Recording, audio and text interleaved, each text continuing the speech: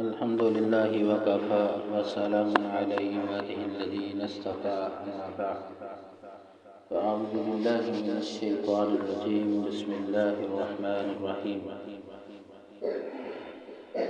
باب الحیض حیض کا بیان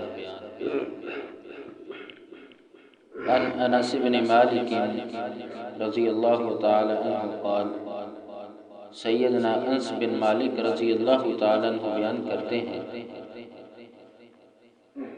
کہ ان الیہود کانوا اذا حاضت المرأة فیہم لم یآکلوها، یہودیوں کا یہ طرز عمل تھا کہ جب کوئی ان کی عورت حیضہ ہو جاتی لم یآکلوها تو وہ اس کے ساتھ کھانا نہیں کھاتے، وَلَمْ يُجَامِعُوهُنَّ فِي الْبُيُوتِ، اور نہ ہی اسے گھر میں رکھتے تھے۔ فَسَأَلَ أَصْحَابُ النَّبِيِّ صلی اللہ علیہ وسلم النبی فَأَنزَلَ اللہ تعالی، تو اصحاب نے یعنی صحابہ کرام نے نبی صلی اللہ علیہ وسلم سے سوال کیا اس چیز کے بارے میں کہ حیض کے اندر یہودی ایسا کرتے ہیں، تو اللہ تعالیٰ نے قرآن مجید میں سورہ بقرہ کی وَيَسْأَلُونَكَ عَنِ الْمَحِيضِ اس آیت کو نازل کرائی کہ وہ آپ سے حیض کے بارے میں سوال کرتے ہیں، تو رسول اللہ صلی اللہ علیہ وسلم نے فرمایا اصنعوا كل شيء الا النکاح، کہ جماع کے علاوہ سب کچھ کرو۔ فبلغ ذلك اليهود، یہ بات یہودیوں تک پہنچ گئی۔ فقالوا ما يريد هذا الرجل، یہودی کہنے لگے کہ اس آدمی کو کیا ہے، یعنی نبی صلی اللہ علیہ وسلم کے بارے میں، ان يدع من امرنا شيئا الا خالفنا فيه، یہ ہر معاملے میں ہماری مخالفت کرتا ہے۔ فجاء اسید بن حضیر عبادہ بن بشر، یہ دو صحابی رسول فقال، یہ صلی اللہ علیہ وسلم کے پاس آئے اور دونوں کہنے لگے یا رسول اللہ، اے اللہ کے رسول، ان الیہود یقول کذا و کذا، یہودی ایسی باتیں کرتے ہیں، وہ یہ کہتے ہیں، تو افلا نجامعهن، کیا ہم عورتوں سے اس حیض کی حالت میں جماع نہ کریں، یعنی سوال کرتے ہیں، صلی اللہ علیہ وسلم سے پوچھتے ہیں۔ تب فتغیر وجه رسول اللہ صلی اللہ علیہ وسلم حتی ظننا، تو اس بات میں آپ صلی اللہ علیہ وسلم کا چہرے کا رنگ تبدیل ہو گیا، متغیر ہو گیا، تو یہ دونوں صحابہ سمجھے، انہوں نے گمان کیا کہ آپ ہم سے ناراض ہو گئے۔ فخرجا، دونوں وہاں سے نکل گئے، چلے گئے۔ فاستقبلتهما ہدیۃ من لبن الی النبی صلی اللہ علیہ وسلم، تو آپ صلی اللہ علیہ وسلم کے پاس ایک دودھ کا پیالہ جو ہدیہ کے طور پہ آیا تھا، تو آپ نے کسی آدمی کو ان کے پیچھے بھیجا۔ فارسل فی آثارہ، تو فسقاہما فعرفنا انہ لم یجد علیہ، جب انہوں نے دودھ پیا تو وہ یہ بات پہچان گئے کہ آپ صلی اللہ علیہ وسلم ہم سے ناراض نہیں۔ تو اس حدیث کو امام مسلم رحمہ اللہ نے صحیح مسلم کے اندر بیان کیا ہے۔ تو یہ حدیث واضح ہے کہ یہودیوں کا طرز عمل عورتوں کے ساتھ کیا ہوتا تھا، جب وہ اپنے مخصوص ایام میں ہوتی ان کو اپنے سے بالکل الگ کر دیتے، گھر سے بھی الگ، کھانے پینے سے، ہر چیز سے الگ کر دیتے، لیکن رسول اللہ صلی اللہ علیہ وسلم نے بات واضح فرما دی کہ جماع کے علاوہ باقی تمام معاملات عورتوں کے ساتھ ایسے ہی ہیں جیسے ان کے مخصوص ایام کے علاوہ ہوتے ہیں۔ وعن عائشہ رضی اللہ تعالی عنہا قالت كنت اغتسل انا والنبی من اناء واحد، سیدہ عائشہ رضی اللہ تعالی عنہ بیان کرتی ہیں کہ میں اور رسول اللہ صلی اللہ علیہ وسلم ایک ہی برتن میں غسل کرتے، وکلانا جنوب، اور ہم دونوں حالت جنابت میں ہوتے ہیں، یعنی میں اور رسول اللہ صلی اللہ علیہ وسلم۔ وکان یأمرنی فأتازر، آپ مجھے حکم دیتے تو میں ازار پہن لیتی، فیباشرنی وانا حائض، اور پھر آپ صلی اللہ علیہ وسلم میرے ساتھ لیٹ جاتے اس حالت میں کہ وانا حائض، میں یعنی حالت حیض میں ہوتی۔ وکان یخرج رأسه الی وهو معتکف، اور آپ اعتکاف کی حالت میں اپنا سر مبارک ایسے اپنے باہر نکالتے فاغسلہ تو میں اس کو دھو دیتی وانا حائض اس حال میں کہ میں حالت حیض میں ہوتی. تو یہ حدیث واضح ہے کہ سیدہ عائشہ رضی اللہ تعالیٰ عنہ حالت حیض میں ہوتی ہیں لیکن وہ رسول اللہ صلی اللہ علیہ وسلم کے کام کرتے ہیں. آپ حالت یعنی اعتکاف کی حالت میں ہیں تو وہ آپ صلی اللہ علیہ وسلم کا سر دھو دیتی. اسی طرح آپ صلی اللہ علیہ وسلم اور سیدہ عائشہ رضی اللہ تعالیٰ عنہ کہتی ہیں کہ میں حالت حیض میں ہوتی آپ صلی اللہ علیہ وسلم میرے ساتھ لیٹ جاتے. اگلی حدیث بھی سیدہ عائشہ سے ہی ہے. بیان کرتی ہیں کہ کنت اشرب وانا حائض کہ میں کچھ پیتی اور میں حالت حیض میں ہوتی. ثم اناول النبی صلی اللہ علیہ وسلم فیضع فاہ علی موضع فی تو آپ صلی اللہ علیہ وسلم کو وہ میں برتن دے دیتی تو آپ بھی اس میں سے پیتے اس جگہ سے جس جگہ سے میں نے پیا ہوتا. وَتَأَرَّقَ الْأَرْقَ اور میں ہڈی والی بوٹی کھاتی. وَأَنَا حَائِضٌ اور میں حالت حیض میں ہوتی. ثم اناول النبی صلی اللہ علیہ وسلم فیضع فاہ علی علی موضع فی بیان کرتی ہیں کہ میں وہ آپ صلی اللہ علیہ وسلم کو دے دیتی آپ اسی جگہ سے کھاتے جہاں سے میں نے اس کو کھایا ہوتا. تو اس حدیث سے یہ بات واضح ہوتی ہے کہ عورت جب اپنے مخصوص ایام میں ہوتی ہے تو اس کے ساتھ کھایا پیا جاتا ہے اور کھایا پیا جا سکتا ہے. اس کو اپنے سے الگ نہیں کرنا. رسول اللہ صلی اللہ علیہ وسلم کی بے شمار احادیث سے یہ بات واضح ہوتی ہے. قالت کان النبی صلی اللہ علیہ وسلم سید عائشہ رضی اللہ تعالی عنہا بیان کرتی ہیں کہ یتقی فی حجری وانا حائض کہ آپ صلی اللہ علیہ وسلم میری گود میں لیٹ جاتے اور میں حالت حیض میں ہوں. ثم یقرأ القرآن پھر آپ قرآن پڑھا کرتے.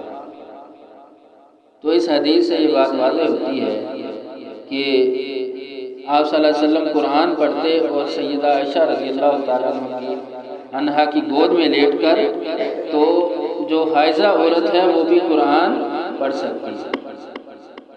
جو حالت حیض میں عورت ہے وہ بھی قرآن پڑھ سکتی ہے کیونکہ آپ صلی اللہ علیہ وسلم کی وہ حدیث ہے کہ ان المؤمن لا ینجس کہ مومن نجس نہیں ہوتا. اور دوسری حدیث جو اس سے آگے آ رہی ہے وہ بھی اس پہ وضاحت کرتی ہے کہ سید عائشہ رضی اللہ تعالیٰ عنہ بیان کرتی ہیں کہ ناولنی قمرۃ من المسجد رسول اللہ صلی اللہ علیہ وسلم نے مجھے حکم دیا کہ میں مسجد سے آپ کو چٹائی پکڑا دوں. تو فقلت انی حائض میں نے آپ صلی اللہ علیہ وسلم سے کہا کہ میں تو حالت حیض میں ہوں. تو آپ نے فرمایا ان حیضتک لیست فی یدک حیض بے شک تیرا حیض تیرے ہاتھ میں نہیں ہے. تیرا حیض تیرے ہاتھ میں نہیں ہے. رسول اللہ صلی اللہ علیہ وسلم نے یہ بات واضح کی. تو محدثین یہ بات بھی لکھتے ہیں مفسرین کہ عورت حالت حیض کے اندر قرآن کو پڑھ سکتی ہے. ویسے تو پڑھ سکتی ہے لیکن کیا قرآن کو چھو کر بھی پڑھ سکتی ہے کہ ایک صاف کپڑے کے ساتھ قرآن کو پکڑ لے اور پھر اس کو پڑھا جا سکتا ہے کیونکہ آپ صلی اللہ علیہ وسلم کی یہ حدیث واضح ہے کہ آپ نے فرمایا کہ تیرا حیض تیرے ہاتھ میں نہیں ہے. وعن میمونۃ رضی اللہ تعالی عنہا قالت کان رسول اللہ صلی اللہ علیہ وسلم یصلی فی بیت. سیدہ میمونہ رضی اللہ تعالی عنہ بیان کرتی ہیں. دیکھیں یہ وہ احادیث ہیں جو ایک عورت کے ساتھ خاص ہیں جو معاملات ہیں. تو یہ بیان کرنے والے امہات المومنین زیادہ حدیث سیدہ عائشہ بیان کرتی ہیں اور یہ حدیث سیدہ میمونہ رضی اللہ تعالی عنہا سے ہے. یہ بھی ام المومنین ہیں. بیان کرتی ہیں کہ رسول اللہ صلی اللہ علیہ وسلم جب نماز پڑھتے آپ پر ایک اونی چادر ہوتی تھی بعضہ علی و بعضہ علی. آپ اس کا بعض حصہ مجھ پہ ڈال دیتے اور بعض آپ صلی اللہ علیہ وسلم کے اوپر ہوتا تھا. وَأَنَا حَائِضٌ اور اس حال میں کہ میں حالت حیض میں ہوتی. تو ان تمام احادیث سے یہ بات واضح ہوتی ہے کہ رسول اللہ صلی اللہ علیہ وسلم نے عورت جب اپنے مخصوص ایام میں ہوتی ہے تو آپ نے ان کو اپنے سے الگ نہیں کیا۔ عبادات کے معاملے میں اللہ تبارک و تعالیٰ نے عورت کو جب اس حالت میں ہوتی ہے تو اس کی نمازیں اور روزے جو ہیں وہ معاف کر دیے۔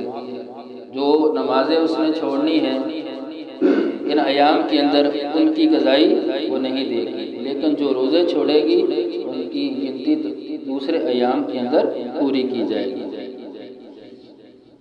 اسی طرح عورت کہ یہ خون کے معاملے میں مخصوص ایام کے معاملے میں یہ 3 طرح کا خون ہوتا ہے۔ ایک تو حالت حیض جو ماہواری بھی کہتے ہیں، مہینے میں 7 دن۔ اسی طرح نفاس کا خون ہوتا ہے جو بچے کی پیدائش کے بعد 40 دن آتا ہے، شریعت نے 40 دن مقرر کیے ہیں، اس سے کم بھی ہو سکتے ہیں۔ تو یہ دونوں خون ایسے ہیں کہ جن پر عورت پر غسل واجب ہوتا ہے۔ اور اب تیسرا خون اسے استحاضہ کا خون کہتے ہیں، تو اس کے بارے میں شریعت کا کیا حکم ہے؟ سید عائشہ بیان کرتی ہیں کہ جاءت فاطمہ بنت ابی حبیش الی النبی صلی اللہ علیہ وسلم فقالت، فاطمہ بنت ابی حبیش رضی اللہ تعالی عنہ نبی صلی اللہ علیہ وسلم سے سوال کرتی ہیں، یا رسول اللہ کے رسول، انی امرأۃ استحاض، میں ایک ایسی عورت ہوں جو استحاضہ کی مریض ہوں، فلا اطہر، تو میں پاک نہیں رہتی، افأدع الصلاۃ، کہ میں نماز کو چھوڑ دوں؟ فقال، آپ نے فرمایا لا، نہیں۔ جیسے حالت حیض اور نفاس کے اندر عورت نماز نہیں پڑھے گی، تو سوال کرتی ہیں کہ جب میں مستحاضہ کی یعنی استحاضہ کی مریض ہوں، جو خون آتا ہے، تو میں نماز کو چھوڑ دوں؟ آپ نے فرمایا لا، نہیں۔ انما ذالک عرق ولیس بحیض، آپ نے فرمایا یہ ایک رگ کا پھٹنا ہے، یہ حیض نہیں ہے۔ فإذا اقبلت حیضتک فدعی الصلاۃ، جب تمہیں حیض آ جائے تو تم نماز کو چھوڑ دو، وإذا ادبرت فاغسلی، اور جب وہ جاتا رہے تو غسل کرو، ان کی دمہ، اپنے خون سے، ثم صلی، پھر تم نماز پڑھو۔ اور یہ حالت استحاضہ جو ہے، حیض مستحاضہ کا جو خون ہوتا ہے، اس کے بارے میں یہ بات واضح ہے کہ رسول اللہ صلی اللہ علیہ وسلم نے اس بات سے منع کیا ہے کہ تم نے نماز کو ترک نہیں کرنا۔ تو جو عورت نماز اور روزہ یا دوسری عبادات کو صرف اسی وجہ سے چھوڑ دیتی ہے کہ یہ بھی حیض کا خون ہے، تو وہ غلط کرتی ہے۔ اس کو ایسا نہیں کرنا، کیونکہ رسول اللہ صلی اللہ علیہ وسلم نے اس سے منع کیا۔ یہ غسل، اس پر غسل واجب نہیں ہے۔ اگر کوئی عورت اپنا ہر نماز کے ساتھ غسل کرنا چاہے تو اس کے لیے وہ کر سکتی ہے، لیکن واجب نہیں ہے۔ یا 2 نمازوں کے لیے کر سکتی ہے، یا ایک دن میں 1 مرتبہ کر سکتی ہے، لیکن ہر نماز کے ساتھ وضو کرنا عورت کے لیے ضروری ہوتا ہے۔ رسول اللہ صلی اللہ علیہ وسلم نے فرمایا توضئی لکل صلاۃ، ہر نماز کے ساتھ وضو ضروری ہے، لیکن غسل ضروری نہیں ہے۔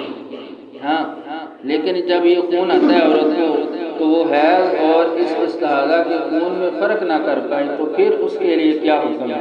تو رسول اللہ صلی اللہ علیہ وسلم کا فرمان ہے کہ جب عورت اس میں فرق نہ کر پائے، کہ پتہ نہ چلے یہ حیض کا خون ہے یا استحاضہ کا، تو وہ اپنے دوسرے ایام، بیماری سے پہلے ایام کی طرف دیکھے کہ ان ایام میں اس کو حیض کتنے دن آتا تھا، 6 دن آتا تھا، 7 دن آتا تھا، یا کتنے دن آتا تھا، اتنے دن وہ شمار کر لے کہ یہ حیض کا خون ہے، تو اس سے رکی رہے۔ جب وہ دن پورے ہو جائیں غسل کرے اور پھر اپنی آگے عبادت کو کرنا شروع کر دے۔